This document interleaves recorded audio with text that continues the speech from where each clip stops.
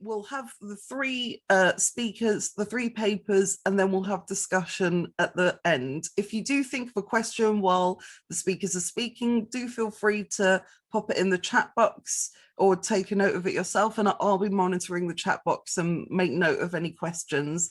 Otherwise, please feel free to, please be encouraged to engage in the discussion at the very end. So while the speakers are speaking, if you don't mind, if you're not speaking, to turn off your camera and your microphone, and I will introduce our first speaker, Borbála László. Borbála is a first-year student of the Doctoral School of Literary and Cultural Studies at the University of Debrecen in Hungary, where she's engaged in animal studies exploring the interrelations between humans and non-human animals in cultural products and phenomena. And Borbála's paper is entitled Canine Tooth, Human-Canine Vulnerability and Aggression in Amores, Perros, Wendy and Lucy, and Los Reyes. So I'll pass over to you, Borbála, whenever you're ready.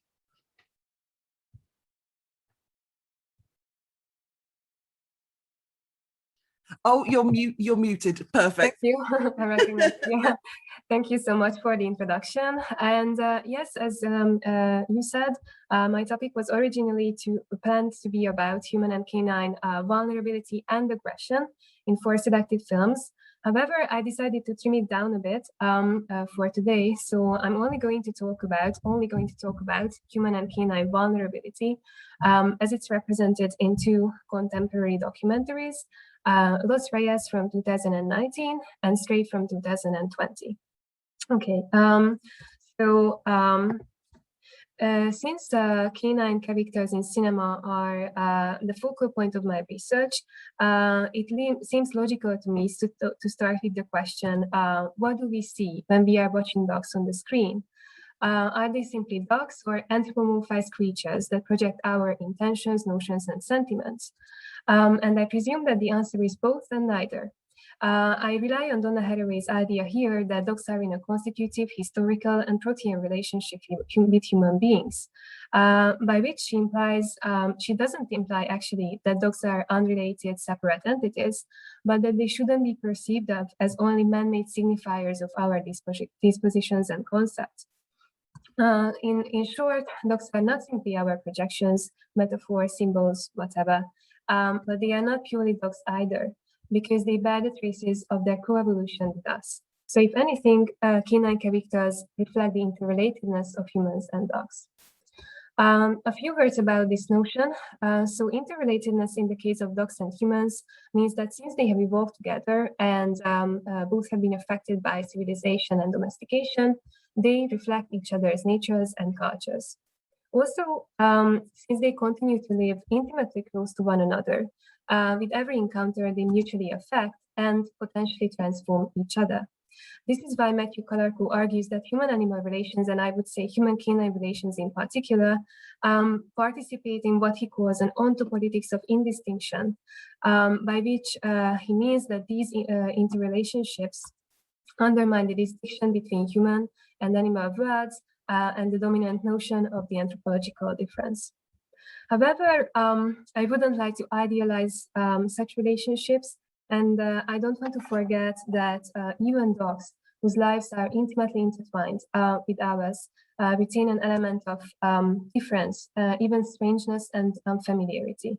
That's why I use Maurice Merleau-Ponty's notion, strange kinship, which marks our interanimality or bodily interrelations with all creatures in the biosphere. As he puts it, neither the human nor the animal body can close on itself in the manner of a fragment of space, because the use of life teaches us not only the union of our soul and our body, but also the lateral union of animality and humanity. And again, the reason why I use specifically this notion is that it doesn't eliminate the sense of strangeness that comes with such intimate bonds, hence the term strange kinship.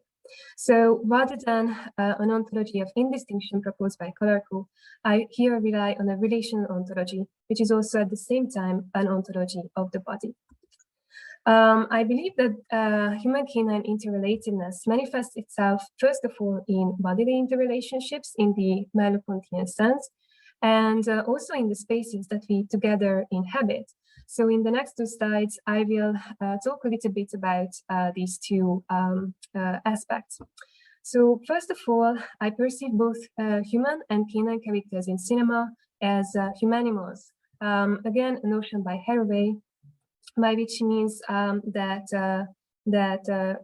how the traces of interspecies intimacy are kind of imprinted in the cinematic bodies of dog and man. And I also need to apply a concept of embodiment as it has been reshaped by critical animal studies, according to which, and I quote, bodily being must always be understood as a being in relation, while conversely, all forms of relationality are ultimately grounded in and necessarily articulate themselves through the sphere of embodiment.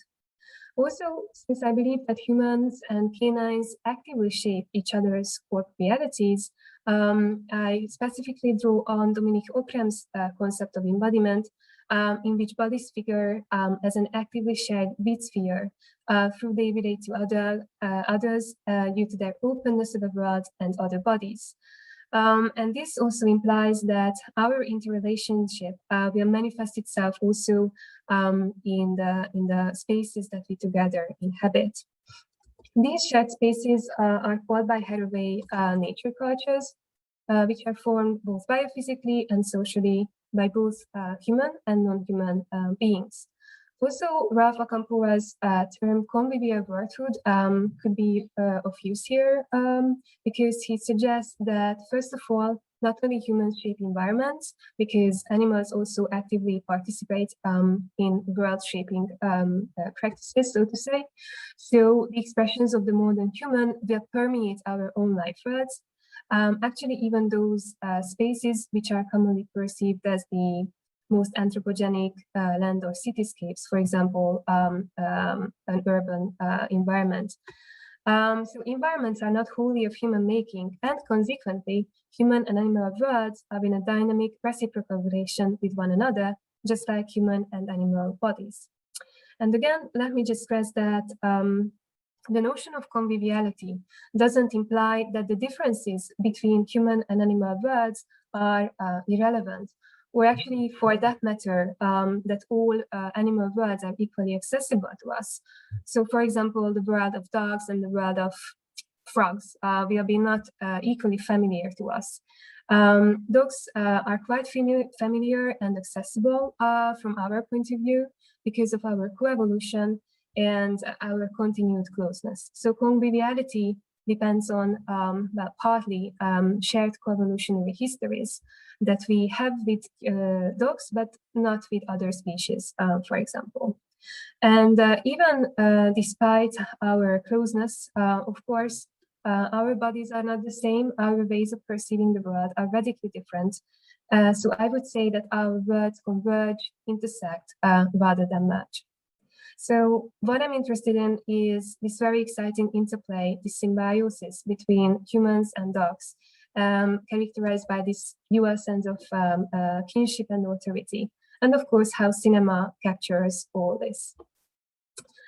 Right, before just diving into the individual analysis or the sample analysis, let me just quickly introduce the situation of street dogs in the two portrayed cities.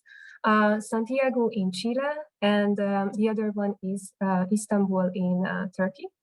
So in both cities, the street dogs can roam free. In Chile, there are no animal protection laws or specific animal protection laws, nor any national dog population control laws. Two reasons why the stray dog population has now grown to over 1 million in the city.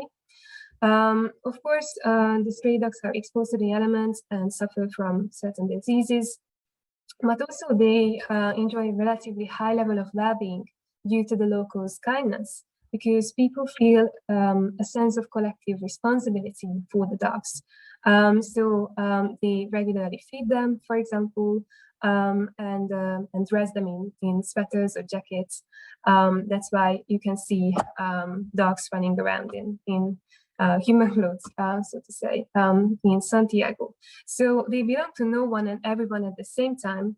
And although they live free, but they are also bound up in a reciprocal relationship with the human and other non-human citizens. So they are embedded in the city's social and cultural milieu, as well as the urban ecosystem. The street animals of Istanbul are similarly part of the city's tangible environment, kind of biophysical space, and also the non-tangible cultural heritage. Actually, the history of the local strays dates back to the Ottoman era, when stray dogs functioned as kind of guards for neighborhoods, helped eat garbage, or alerted people in case of fires. But as Kimberly Hart, anthropologist, points out, this was not just a functional relationship. It was also seen as a good deed to feed and take care of the animals. And this special symbiotic relationship actually has survived into the present, although with a 2-century-long interruption between the early 1800s and the 1990s, when the authorities tried to annihilate the stray dogs in the city in their attempts to modernize, westernize the city. However, today it's illegal to euthanize or hold captive any stray animal, and actually it's also the municipality's responsibility to take care of the strays under the terms of the Animal Protection Law from 2004. So the population of street cats and dogs, which is around 400,000 to 600,000, can live now in a relative peace. However, just like in Chile, just like in Santiago, it is actually thanks to the people, the human residents, that the street dogs in Istanbul not only survive, but actually thrive in the city. Because people here too feel respect and compassion for the dogs too. They regularly feed them, provide them shelter, and so on. So again, the strays are bound up in the city's social, cultural, and ecological system. Right, moving on to the comparative analysis. So I'm going to talk about these two contemporary documentaries, Stray from 2020, filmed by Elisabeth in Istanbul, and Los Reyes from 2019, shot by Bettina Perros and Ivanos Novikov in Santiago, Chile. Stray focuses on the lives of 3 dogs, Zatan, Kartal, and Nazar. You can see Zatan and Kartal in the movie poster. And their lives also intersect not only generally with that of the human citizens, but also in particular with a group of young Syrian refugees who live homeless in a construction site in the city. And Los Reyes portrays the lives of Football and Cola, the 2 canine inhabitants of the Los Reyes skate park in Santiago. So seemingly and actually allegedly, the subject matter of these films is the lives of the street dogs in the 2 respective cities. However, as I try to argue so far, the focus is not only that, because that's kind of impossible to do. And neither do I believe that the main subject is the precarious existence of the portrayed human beings, the Syrian refugees in Stray and the young skaters in Los Reyes, which are rendered kind of analogous with the vulnerable existence of street dogs. So what I contend is that both of these films portray the parallel states of human and canine vulnerability, which are not fully comparable, but are connected and shared in the urban space, which can be also conceived of as an urban ecosystem. What is interesting is that both films choose to portray the overlapping human and canine life worlds through the dogs' phenomenological realities, so by focusing on their subjective perspectives and experiences. In Los Reyes, for example, this means that the skaters who were actually the original subject of the film, are reduced to shadow figures, silhouettes, reflections in puddles, and so on, and acoustically or vocally to fragmentary dialogues.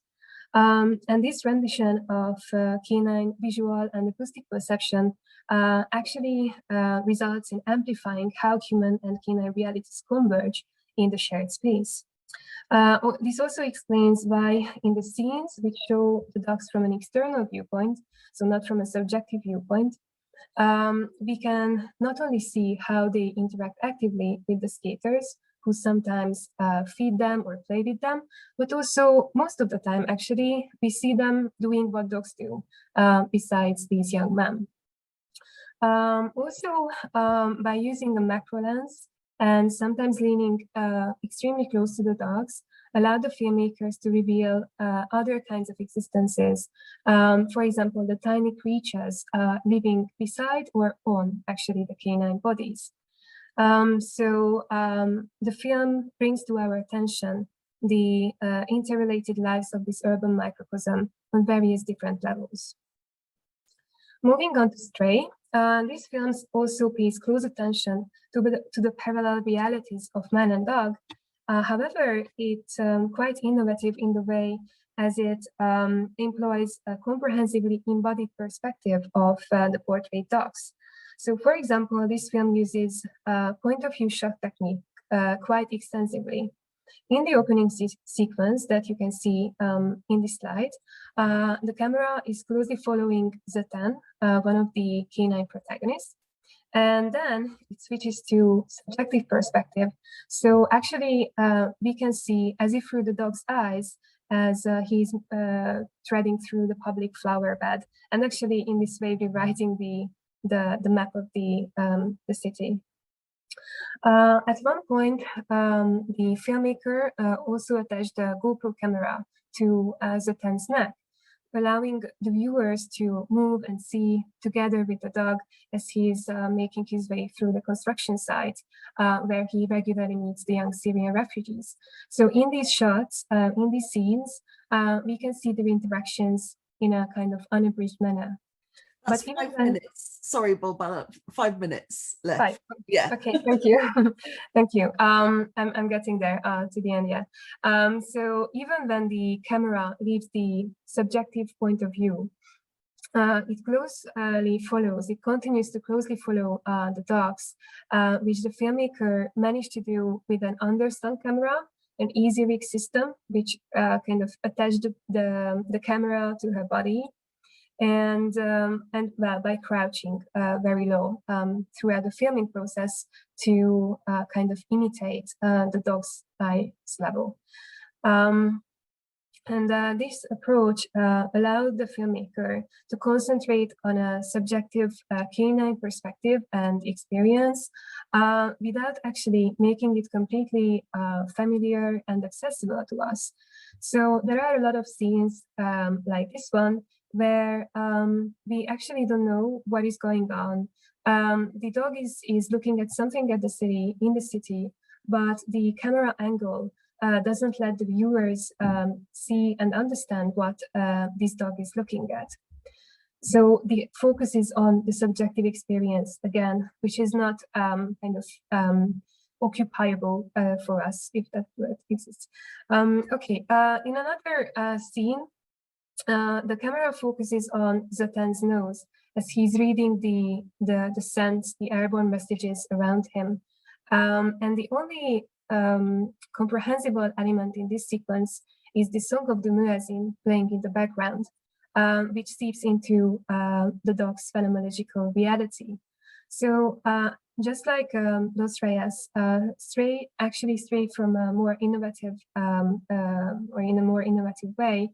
It focuses on the dog's subjective perspective and experiences, and in doing so, it also portrays the overlapping and momentarily intersecting lives of the human and canine citizens. Just as a conclusion, most reviews and interviews discussing these two films suggested that the dogs serve as symbols, accentuating the marginalized situation of the portrayed young men, the refugees in Stray and the skaters in Los Reyes. However, I think that such readings are a bit dangerous because they blur the distinctions between human and canine experiences of vulnerability. And actually, paradoxically, they perpetuate the notion that human subjectivity stands above the non-human. And I don't think that these films fail to draw distinctions between human and canine experiences, as I try to illustrate so far. Also, both films continuously convey that for the dogs, living on the streets is not necessarily or entirely a negative experience. Most of the time, the dogs in both of the films seem quite happy to be roaming free.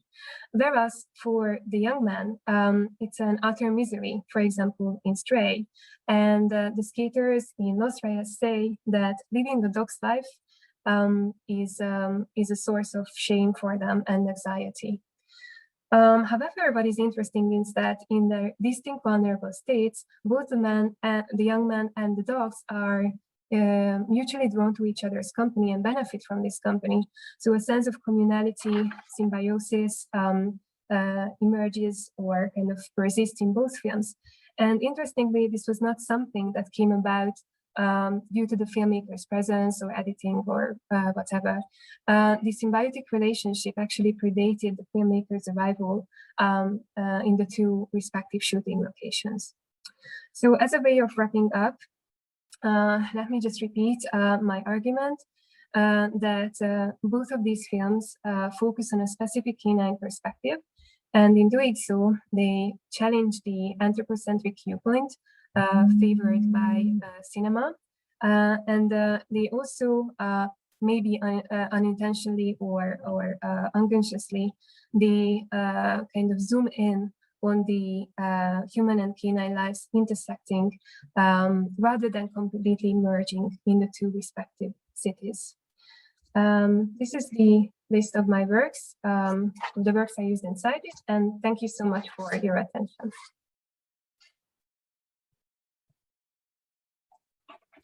Thank you so much, Borbála. That was really fascinating, and I'm sure will lead to some really interesting discussion at the end. So thank you so much for that.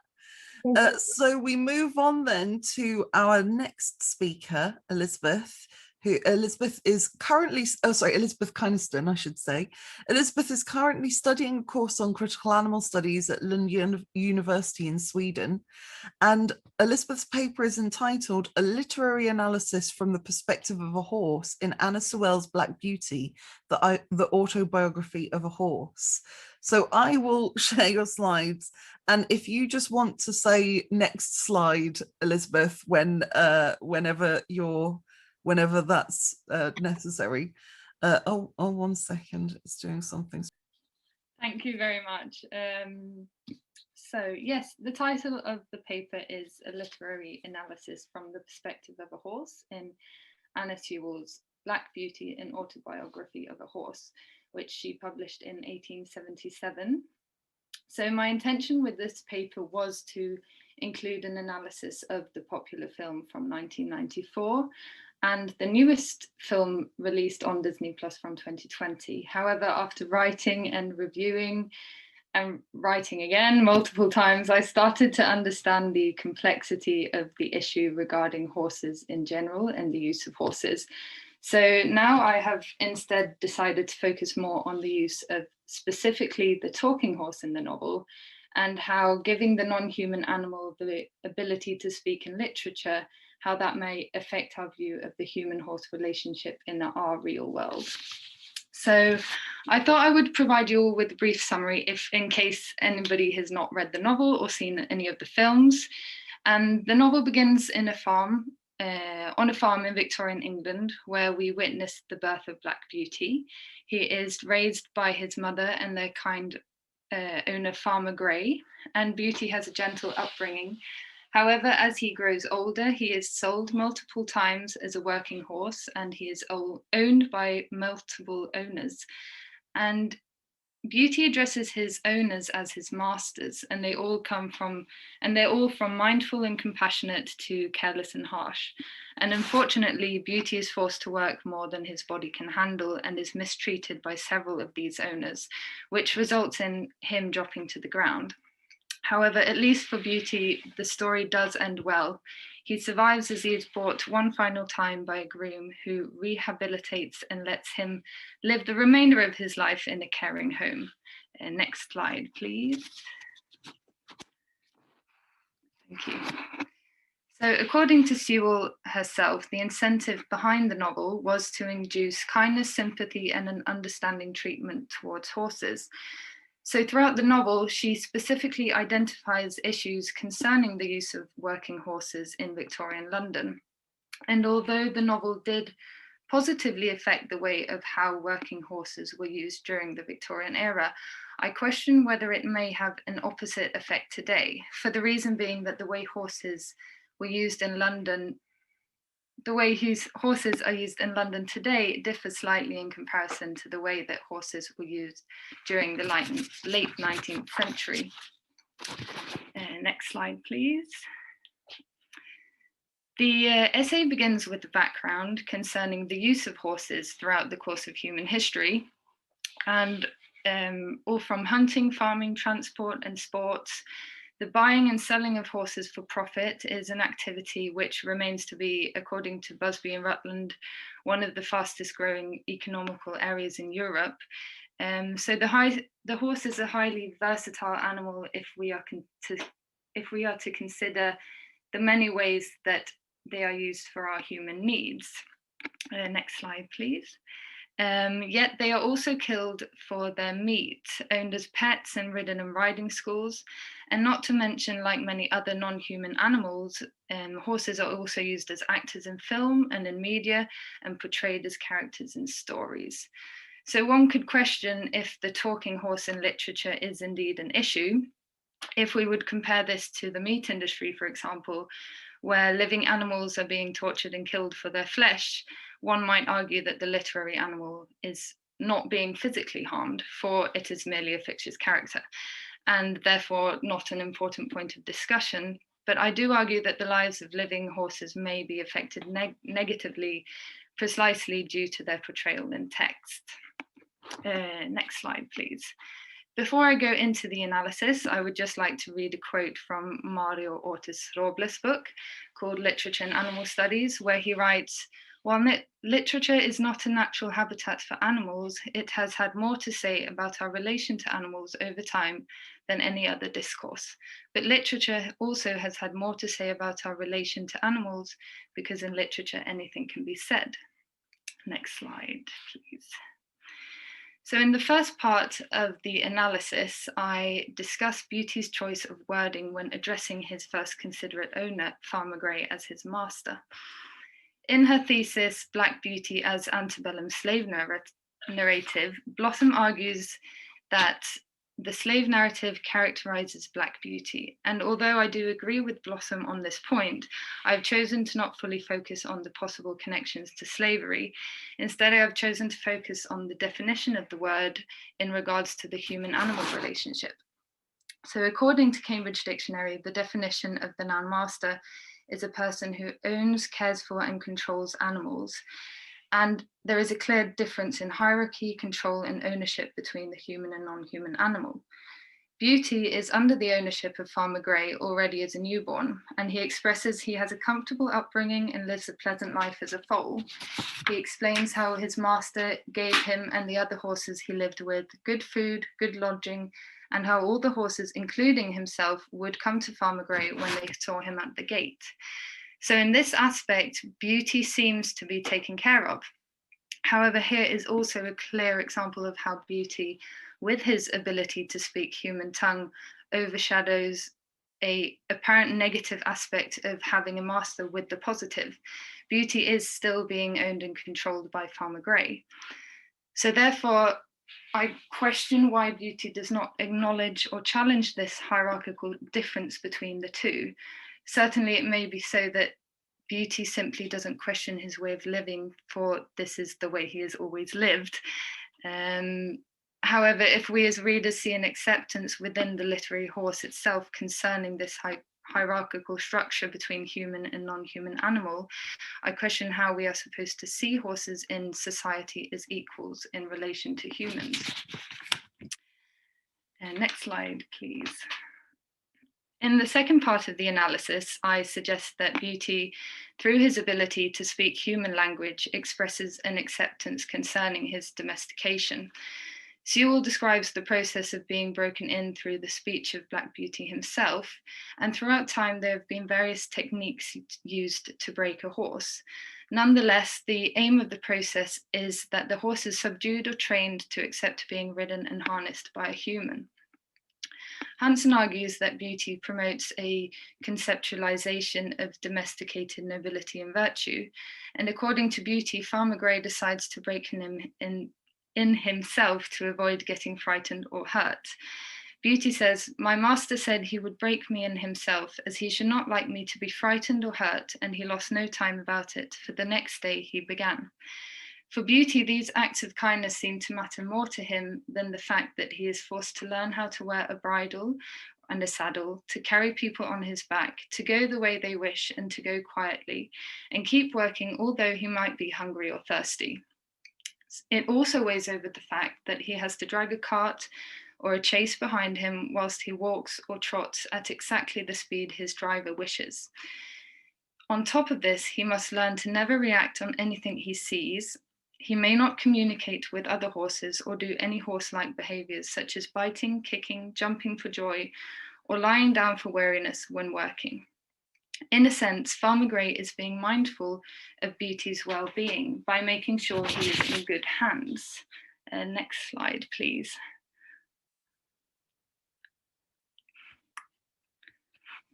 I think I was a bit late there, yeah. However, Beauty is still being broken in. One could compare this to the meat industry again. There are some who argue, sorry, next slide. There are some who argue for a more humane method to be used in slaughtering of animals, for example. However, ultimately, they are still being slaughtered. It follows, therefore, as to whether there are more humane methods that could be used to break a horse, or does Beauty have to be broken in at all?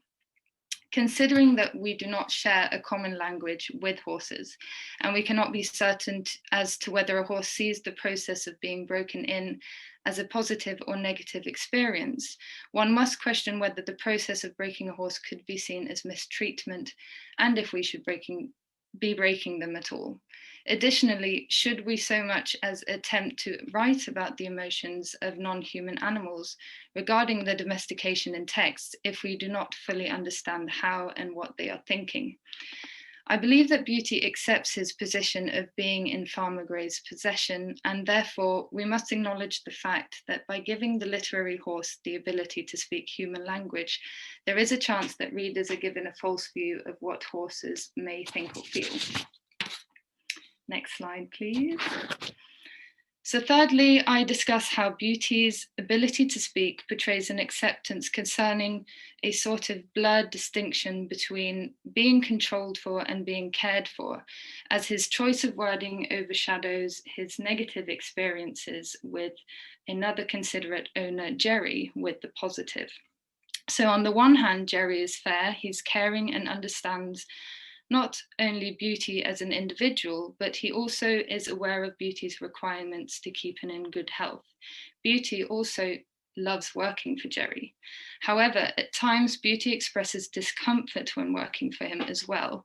He is forced to wear a bit and often feels anxious and pressured whilst working for him. Moreover, Beauty also reveals a great deal of excitement and freedom when his harness is finally taken off and he is released into the meadow. Beauty says, "When my harness was taken off, I did not know what I should do first, whether to eat the grass or roll over on my back, or lie down and rest, or have a gallop across the meadow out of sheer spirits at being free, and I did it all by turns." As Beauty is released into the meadow, he expresses absolute joy. As readers, we ourselves likewise experience a sense of happiness for Beauty. However, it is important to remember and acknowledge the reason behind Beauty's intense feeling of excitement. Dingley writes that the talking Black beauty is conscious of lost liberty. The reason behind Beauty's joy is because he otherwise feels trapped and forced to do things that are unnatural for a horse. He knows that the time he has in the meadow is limited, and the meadow is the place to enjoy freedom. So a limitation with this argument is that one cannot blame Jerry solely for, we must be aware of the time and society he is raised. Next slide, please. But I would like to quote Petter, who state that in a perfect world, horses would be free to pursue their own lives and humans wouldn't make demands of them. They have needs, wants, and interests that are entirely independent from what humans ask and expect from them. Beauty's speech reveals happiness and gratitude. However, his words portray a certain positive outlook towards Jerry, which conceals the less fair treatment he receives as he is forced to work for his owner. So although Beauty's words express excitement and joy, the reason behind these words may not be equally as pleasant. Next slide, please. As Robles says, in literature, anything can be said. Seeing that we do not know what a horse is really thinking or feeling, it is important to remember and acknowledge that animals who are given the ability to speak human language may be given false narratives. I argue that Beauty portrays an acceptance of being an object in possession of Farmer Gray and Jerry through his ability to speak. As a consequence, I believe that this romanticized view may cause issues concerning the well-being of horses in today's society. Next slide, please. De Mello writes that humans from the position of superiority can either choose to ignore what animals are saying, making them silent, or can interpret for them, which runs the risk of doing so from the human point of view. Although Sewell's intentions were to help horses under the harsh working conditions during the 19th century, the choice of giving the horse the ability to speak and therefore having human qualities may be portraying a misinterpretation of the reality and feelings of horses. So lastly, my intention throughout this essay has not been to condemn Sewell's choice of the use of talking animals in her novel. Instead, my motive has been to discuss how we can read non-human animals in literature in a critical manner. And although the talking horse in the novel did induce kindness and compassion for working horses, issues such as hierarchical inequality, ownership, control, and reading the non-human animal as an object to the human becomes evident when we examine the wording of Black Beauty. Thank you.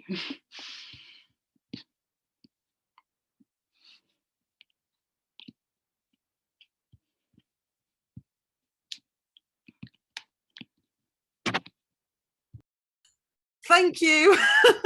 Thank you very much. Thank you so much for that, Elisabeth.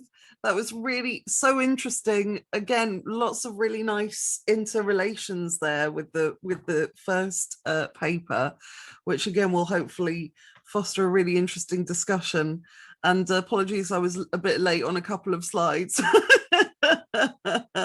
and apologies as well for the IT difficulties at the start there, but so fascinating. Thank you so much for that. And we move on then to our third and final speaker on this panel, Marta Tafalla.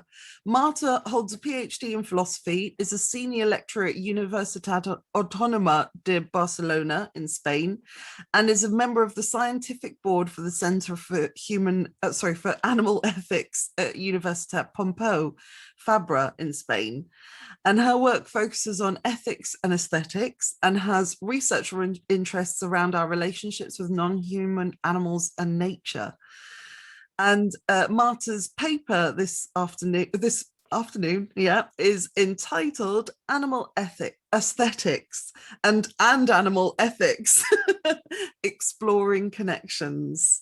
So take it away, Marta, whenever you're ready. Thank you. Okay, thank you, Lara. I try to share my presentation. Okay, I think you can see it. Yeah. Yes, perfect. Right. Thank you.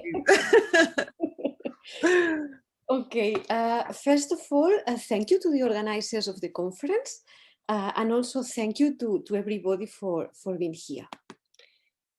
So, the thesis I defend in this talk is that aesthetics is an important factor in our increasingly complex relationships with animals. Unfortunately, philosophy has paid little attention to the aesthetic appreciation of animals, as some philosophers have already denounced.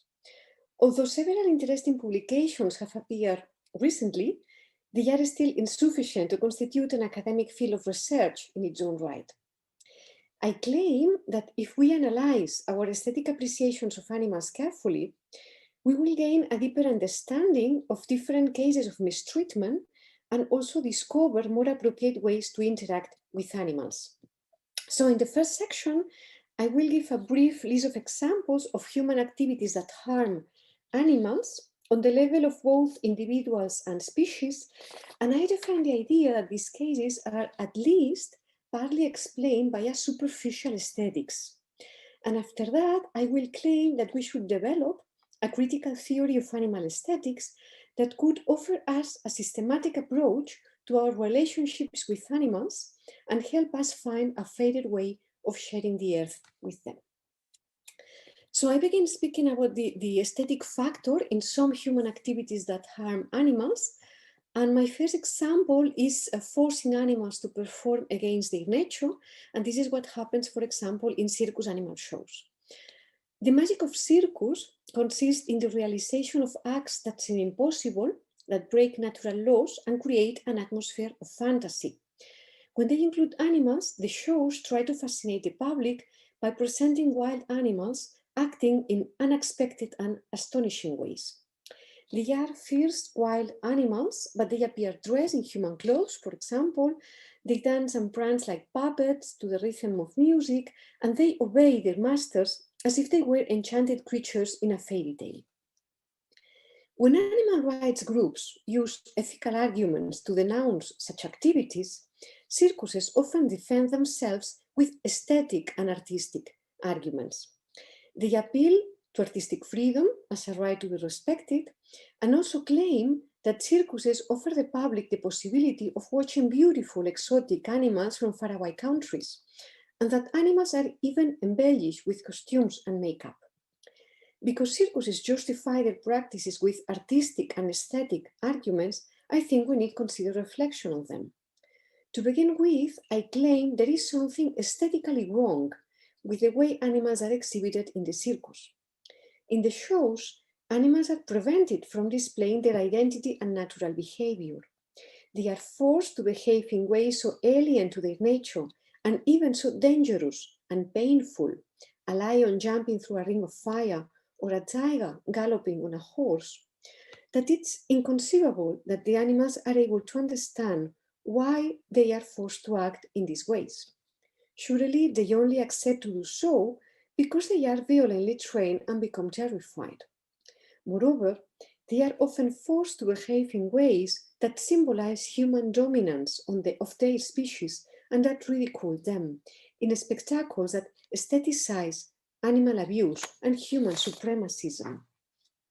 Circus animal shows prevent animals from behaving in a natural way and likewise prevent people from aesthetically appreciating animals as they really are, which promotes ignorance about animals. My second example is about modifying the bodies of animals.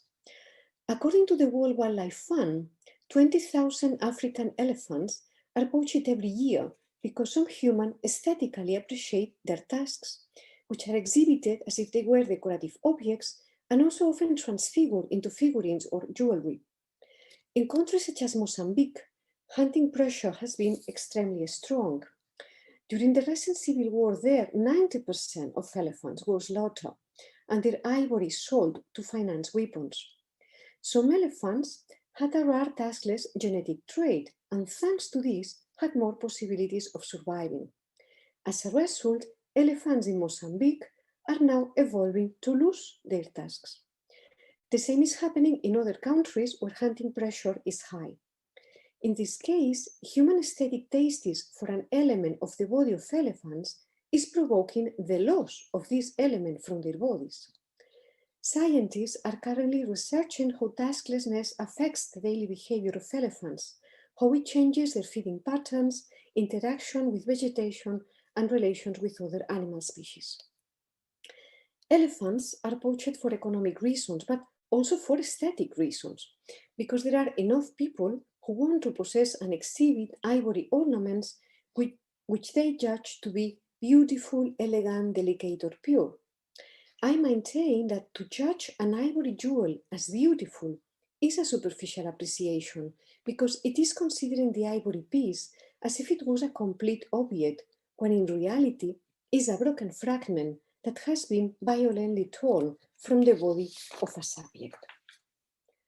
My third example is about disrupting ecosystems. Following with the case of the ivory trade, scientists are now stating that poaching elephants has a huge impact not only on the bodies of elephants, indeed not only on their immediate environments, but globally. Research has revealed that the way African forest elephants feed results in an increase in the amount of carbon that forests are capable of storing. Elephants need high quantity of food every day, and the way they select the vegetation they eat means that forests have fewer but larger trees, which are capable of storing more carbon. Because of this, the extinction of forest elephants would result in a 7% decrease in the above-ground biomass in Central African rainforest, which would exacerbate global warming. How can anyone still claim that an ivory jewel is glamorous? My next example is about the role of some spectators as obstacles. Wildlife watching tourism is a growing business that can have positive effects, such as educating people concerning knowledge of animals, generating income that can be used towards conserving wild species and their environments, and creating jobs for local populations. Most of the people who travel to watch wild animals living free in their home environments probably aim to have aesthetic experiences of natural beauty. However, concentrations of tourists in a particular place and the way they behave can harm the very animals they wish to contemplate. Research has estimated the negative impact of tourism on cheetahs in Masai Mara in Kenya. The research found that tourist vehicles following cheetahs represent an obstacle to their daily life. It seems paradoxical that some tourists enjoy viewing animals in the wild so much that they get as close as possible and end up harming the very animals they wish to observe. How can we explain this contradictory behavior? Maybe the tourists do not fully understand that they are not watching a show for humans, but the real life of cheetahs? Whatever the case, I consider that this aesthetic appreciation of cheetahs, which harms them, is a mere superficial appreciation. And my last example is about extinguishing beauty. Animals are hunted and trafficked dead or alive for different reasons. Some species are hunted so that their dead bodies can be exhibited as ornamental objects. Others are hunted to be eaten as delicacies, and yet others are treated alive for public zoos, private collections, circuses, and to appear on TV shows. All the species that are hunted and trafficked for these reasons share a common element. They are aesthetically appealing to many humans. In some cases, these activities are pushing species to the brink of extinction. To offer some examples, the grey parrot is currently endangered because it has been massively hunted to be sold as pet, while the Atlantic bluefin tuna is endangered because it is considered a gastronomic delicacy. It could seem that this only affects a few charismatic species, but in fact, it's a massive problem. Research shows that one in every 5 terrestrial vertebrate species, is affected by some sort of trade, and indicates that wildlife trafficking is one of the principal causes of biodiversity loss. It also warns that this destruction is accelerating. Thanks to globalization and the internet, once trade in a species begins, it can become endangered in only a few years.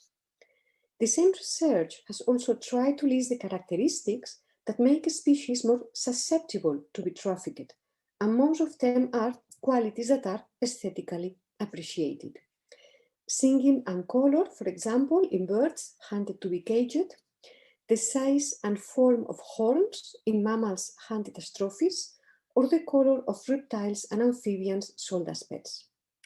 According to the researchers, by studying these criteria, it's possible to anticipate which species could be trafficked in the future when the species now being traded become extinct. So we could say that our aesthetic tastes can be deadly for wildlife. My thesis then is that developing a critical theory of animal aesthetics will help us to analyze the cases of animal abuse enumerated in the previous section and many others. We need to become aware of the aesthetic factor in our relationships with animals and learn to examine it philosophically. As Stephen Davis has stated, it seems that the way we aesthetically appreciate animals have their roots in our biological nature, but probably many aspects are cultural, since it's possible to detect differences between groups of people, and because tastes and attitudes can be changed by education, as we can all experience in our own lives. If we examine the aesthetic factor in our relationships with animals, we should come to understand our behavior towards them better, and I hope this knowledge will inspire and promote attitudes of respect. Because we still do not have a theory of animal aesthetics to work with, we urgently need to build one. To begin such a project, I think the first necessary step is to develop the difference between a superficial and a deep aesthetic appreciation of animals. In his seminal paper on environmental aesthetics, Contemporary Aesthetics and the Neglect of Natural Beauty, Ronald Hepburn declared that we should differentiate between shallow appreciation of natural environments and serious and deep ones. Although Hepburn did not explicitly apply this idea to animals, I defend the claim that it's as necessary for animals as it is for environments. Searching for the best criteria to differentiate between superficial and deep aesthetic appreciation of animals, I propose the cognitive aesthetics theory developed by Alan Carlson in books such as Aesthetics and the Environment. Carlson affirms that aesthetic appreciation is a cognitive activity, but the kind of knowledge necessary to aesthetically appreciate an object depends on the kind of object in question. So if we want to appreciate works of art, we need the knowledge provided by history and philosophy of art, whereas if we aim to appreciate natural environments, we need the knowledge provided by natural science. This means that appreciating natural environments is not a matter of simply finding delight in images, sounds, or smells. It's knowledge of the elements that conform a natural environment, the functions each one performs, and the relations between them that will lead us to enjoy a deep aesthetic appreciation of it. Kynaston has written mostly about environments, but in one of his latest books, he has also briefly focused on animals. In Functional Beauty, co-authored by Glenn Parsons, the authors argue that the aesthetic appreciation of animals should not be the appreciation of a sensuous surface, of a pattern of forms and colors, but it should include the knowledge necessary to understand the connections between the animal's appearance and their nature and behavior. I agree with Parsons and Carlson's idea that the aesthetic appreciation of animals need to relate their appearance to their nature. To work with this idea, I propose the concept of way of living to include all the features that characterize a species, from anatomy to behavior. Every species has its own particular way of living. The elements of their appearance that may delight our senses have the roles to play in the way animals live. I would even say that the appearance of a species is the sensory manifestation of a way of living. Way of living is a concept that applies at the species level, but when we appreciate an animal, we are not only appreciating a member of a species, but a particular individual. In most species, there is considerable diversity between the capacities and personalities of the individuals, and in every case, each individual animal has his or her own personal story. 5 minutes. Sorry, Marta, 5 minutes remaining. Thank you. Okay, thank you. Thank you. When we focus on individuals, we need to understand that inside the body and the appearance that we aesthetically appreciate, there is a subject who experiences life from a subjective point of view, who feels pain and pleasure, who feels joy when life is fine, and becomes sad and scared when life goes wrong. In many species, the individuals maintain social relationships and friendships and have their own desires and memories. Of course, the degree of consciousness and self-consciousness varies from species to species, but rapid advances in the science of animal cognition show us that many species are more intelligent than we may have thought. This is precisely why appreciating animals is different from appreciating other natural elements like rivers and mountains. Animals offer us a kind of aesthetic experience that no other element can give us. They respond to us. The exchange of glances with a wild animal is one of the deepest aesthetic experiences we can have. But these inspiring experiences also imply great responsibility. It's easy to damage wild animals we encounter in natural environments, as we have seen in the previous section. So we should approach them with great respect, maintaining physical distance and not disturbing them. Their lives are more important than our aesthetic experiences. In her recent article, Consumer Aesthetics and Environmental Ethics, Problems and Possibilities, Yuriko Saito sets out an interesting proposal which includes the concept of the story. Saito claims that we may find an object aesthetically appealing because of its appearance, but if we discover that the story of its production provoked environmental damage, that is a reason to change our aesthetic judgment concerning the object. If the production of a beautiful dress implies polluting a river, then the ugliness of the polluted waters diminishes the beauty of the dress. Saito also says, and I quote, "People often become vegetarian not only for ethical reasons, but also on aesthetic grounds, after coming to know various harms done to the animals and the environment. They can no longer enjoy the taste of meat." If we apply Carlson and Parsons' cognitive aesthetics and Saito's concept of the story of an object, we will see that the ivory jewel may seem like a beautiful object only until we discover the story of the object, which led us to the story of suffering caused to the animals.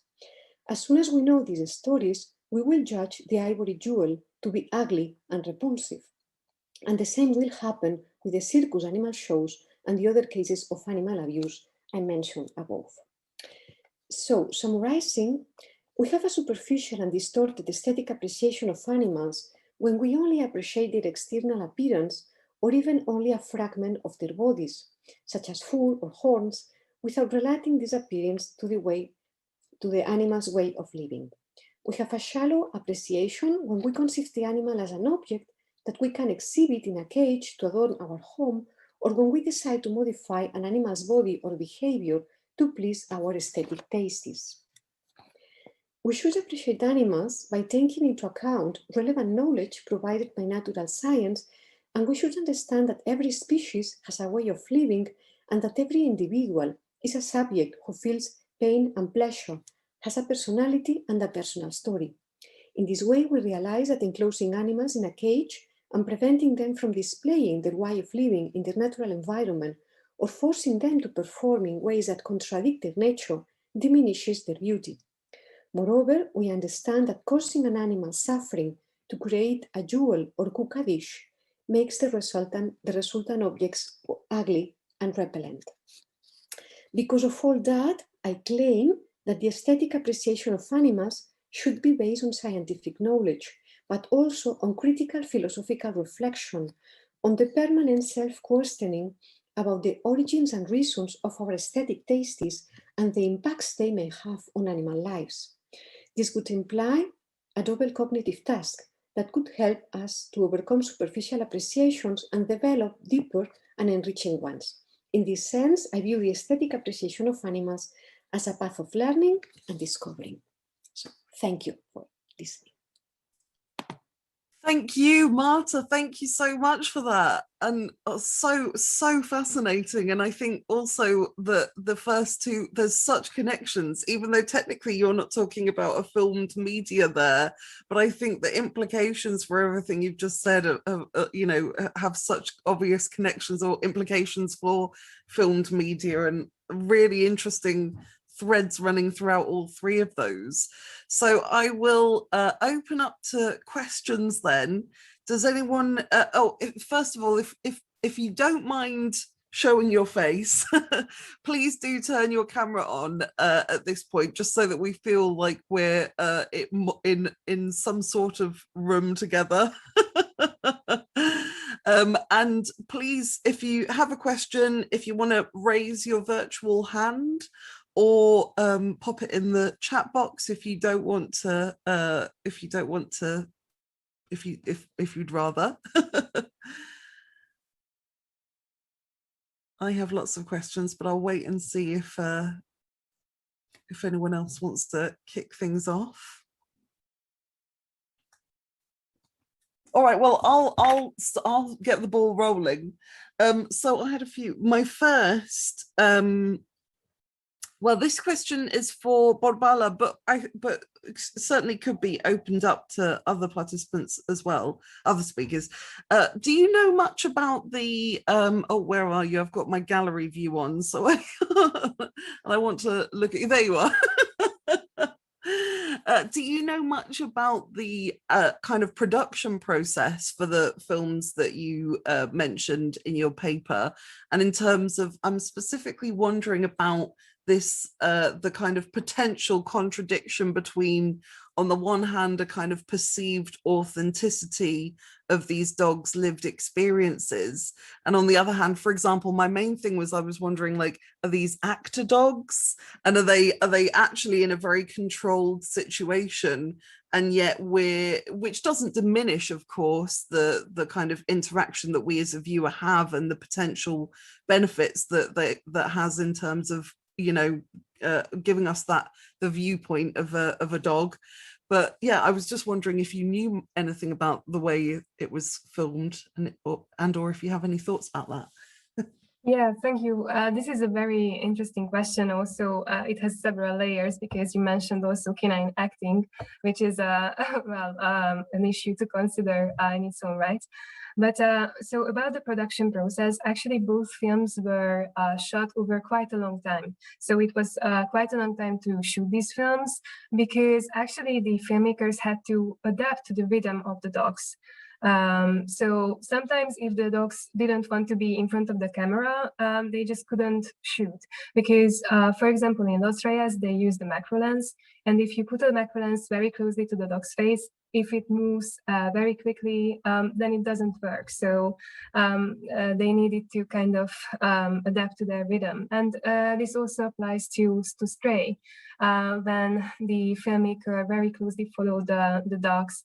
And actually, all the dogs had their characters. So for example, the canine star that appeared in most of my slides, Zatan, was very independent, and then he kind of had this stoic approach to the camera, so he let himself to be filmed.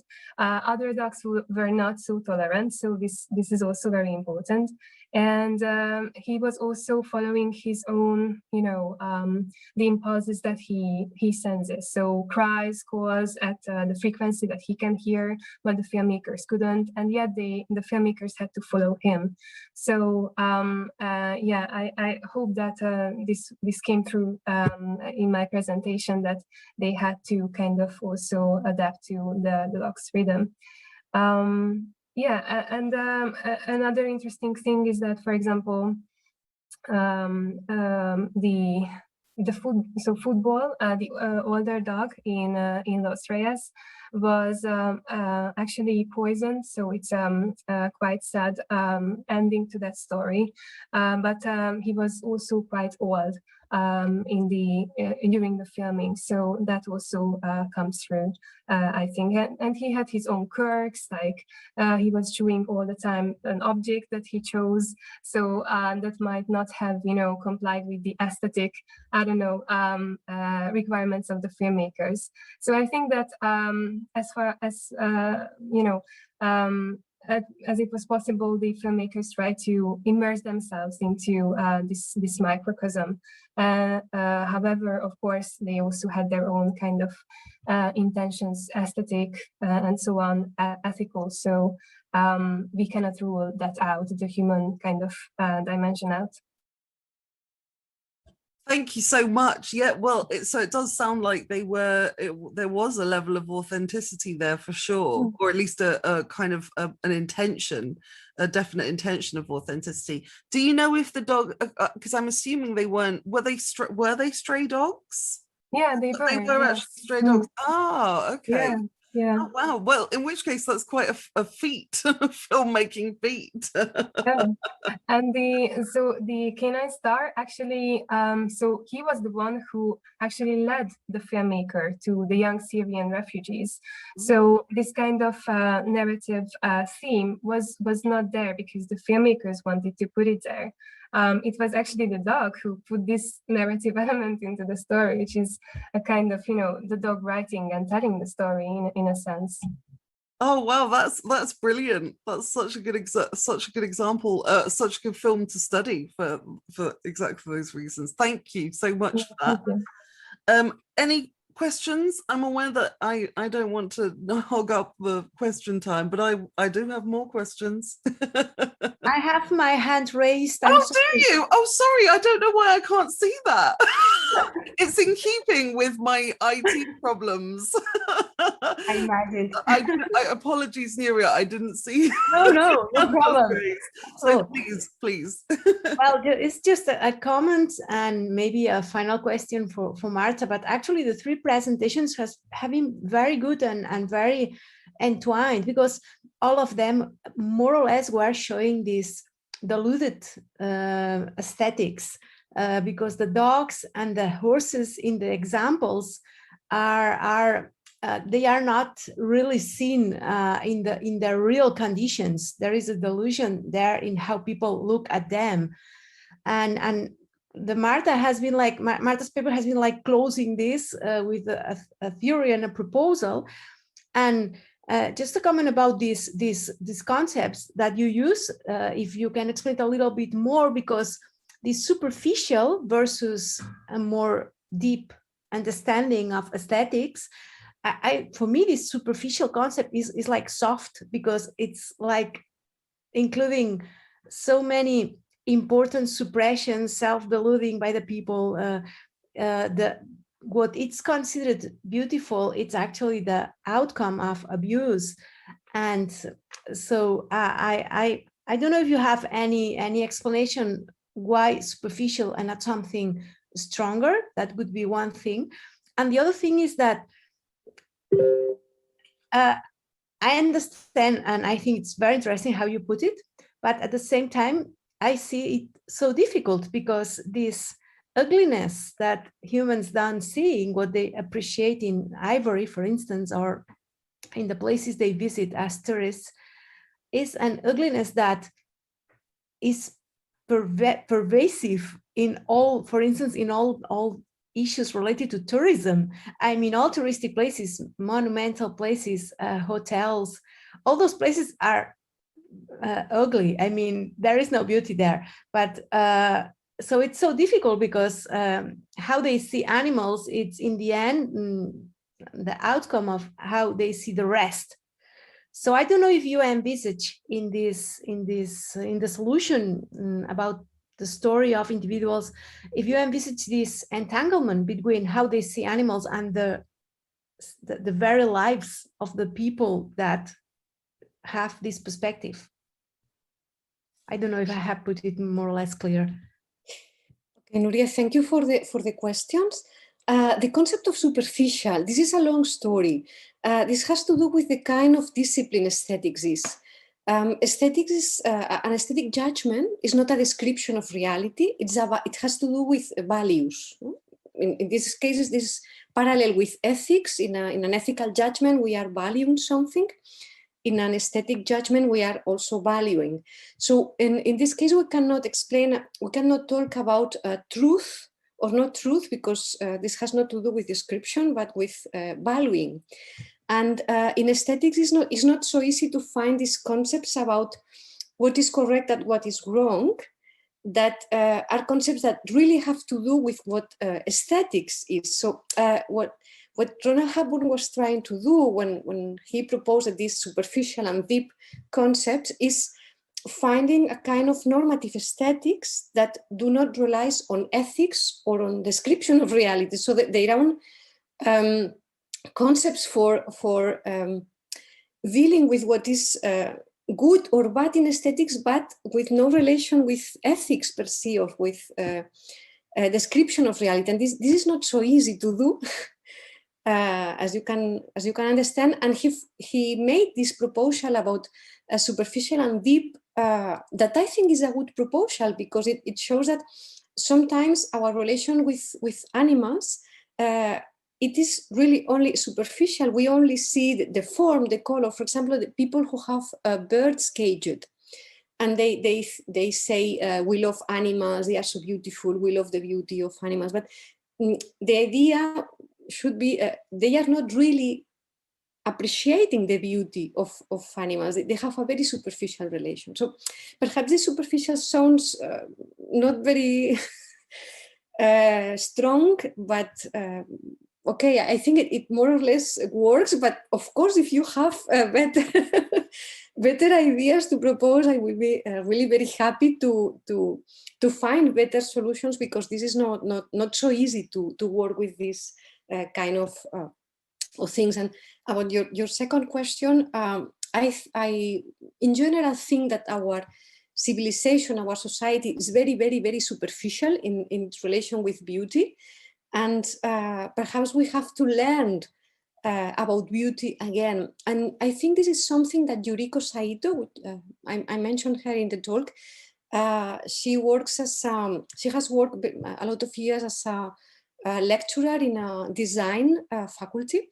And she has wrote very good books about beauty in our society. And she has explained very well how our society is so superficial in our relation with beauty, and how we should learn to appreciate beauty, because very often we don't see beauty where she really is, and we become enchanted by things that are really, really very, very frivol and superficial. Thanks, Marta. I have no alternative. I just was asking but it makes absolute sense what you said. Thank you. Okay, well, I'll go with another question that's sort of on a similar vein, but I'm interested, and this is a question really for all three, although I realize you'll come at it from potentially very different angles.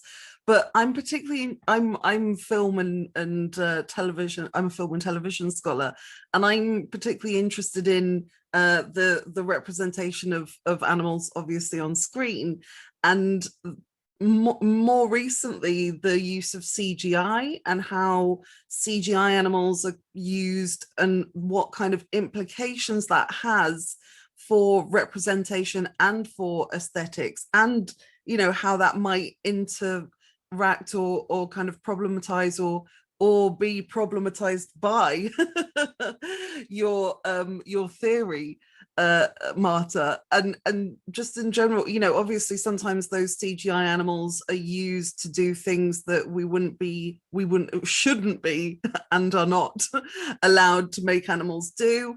Other times it's clearly just because it's easier, or you can make the animal do something very specific if that's what you want to do. And I just notice it more and more that they're kind of quite obviously CGI. But what implications do you think that might have for kind of each of your research areas, if you indeed think there is any? And apologies if I'm just shoehorning my personal interests in here, but I'm really interested to know what you think. Thanks for the question, Lara. It's a very important question, I think, and a difficult one, I think also. When this kind of technology can help us to make films without mistreating animals, this is of course a path forward. This is progress. This is moral progress. But I am also concerned about creating a mix of fantasy and reality about animals that can make people disconnect about what real animals are, and I think this is dangerous, and this has to do with the reason why circus animal shows are so dangerous, I think. I definitely agree. Any thoughts from the others, from Borbála and Elisabeth, or is it? Can I comment on that? Yeah, so I totally agree with Marta, and that ruling out mistreatment of animals is very important, and the benefit of using CG animals. But also, it may have disadvantages in this regard, maybe, because if you think, or if I think about dog story, I'm biased towards dogs. Marta also mentioned the gaze, the human-animal gaze interaction, and that can actually kind of create empathy. Maybe it has the potential to create empathy. And if you rule out the real animal eye and you replace it with a CG eye, that can, for example, evoke uncanny feelings. So it will have a very different, emotional response from the viewers. So it can maybe desensitize them. I'm not sure about, so I cannot statistically prove the effects of this, but it can also go into that direction, in my opinion. Thank you. Yes, I totally agree with that. But I also find it interesting, although I realize I'm then putting my critical animal studies hat on, when I see a CGI animal that to me is obviously very obvious for exactly that uncanny, the uncanny valley reason. But it always makes me think about the fact that they've chosen not to use an animal. And of course, both the positives, mainly the positives, that they're not using an animal.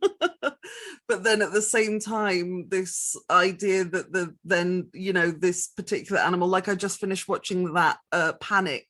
I don't recommend it. It's just one of those kind of McDonald's TV shows on, but it had a tiger in it. But then it also, this tiger was in captivity, it was being kept as a pet, and then it's kind of perpetuating. It's like, great, they didn't use the tiger, but also and yeah, all sorts of representational complexities there. Don't watch it. I'm not recommending the show. Well, we've only got a few minutes left. If no one, I do have one question that I would quite like to ask Elisabeth, although to be fair, this is not a particularly well-formed question, but while you were speaking, I was particularly thinking about, I've got Me Too for horses. So you can see it's not that well-formed, but I was thinking about how obviously, and you mentioned this a lot in your paper, that the kind of the fact that the book was written a long time ago, and that her intention at the time, of course, was for the benefit of horses, and but it's that we're now reading it from our advantage of being much later on and having a better understanding of all sorts of things, including things like critical animal studies. And I'm just wondering if you think, and I'm asking you to think about what, if you go into the mind of Anna Sewell here, but do you think that potentially it was a choice that she made? Do you think that her decision to make Black Beauty a willing participant in his slavery, do you think that was potentially a sort of tactic that we've always seen with people that are trying to affect change, not wanting to alienate the people that they're trying to change? Or do you just think it was because it was a different time and is that even a question? It's because I was also thinking about the slides, but I had I'll try to see if I can kind of answer it. I think I didn't talk a lot about Sewell, but she was very, I would say, nearly ahead of her time if we're thinking critical animal studies, because she did ride horses and she loved riding horses, but she did not, when she rode, she did not use the saddle and she did not use a bridle. So in some aspects, she was kind of ahead of her time compared to many people. And then I think well, my guess is that maybe she uses beauty as well to evoke emotion amongst everybody who reads the novels. So maybe she wants beauty to have that kind of position in comparison to human beings, to actually have people feel for horses. So really, I think that it's both time, but also Anna Sewell herself, I think, was very aware of horses' situations. Yeah. I don't know if that kind of answered your question. You did a miraculous job of finding the question and answering it. So thank you so much. And thank you. This leaves me, it's 1 o'clock. So just to sincerely thank all three speakers for such thought-provoking and really insightful, interesting papers. Thank you so much. Thank you to everyone for bearing with me with the technical problems that we had in the early stages. But such an interesting panel, and thank you so much to the speakers. Thank you, Lara, also. Thank you. And we now have an hour for lunch, so you can sit in the main room or feel free to leave and come back. And the next set of panels will start at 2 o'clock British time. I realise that's different for a lot of everyone. Awesome. Thank you so much, guys. Thank you. Enjoy your lunch break.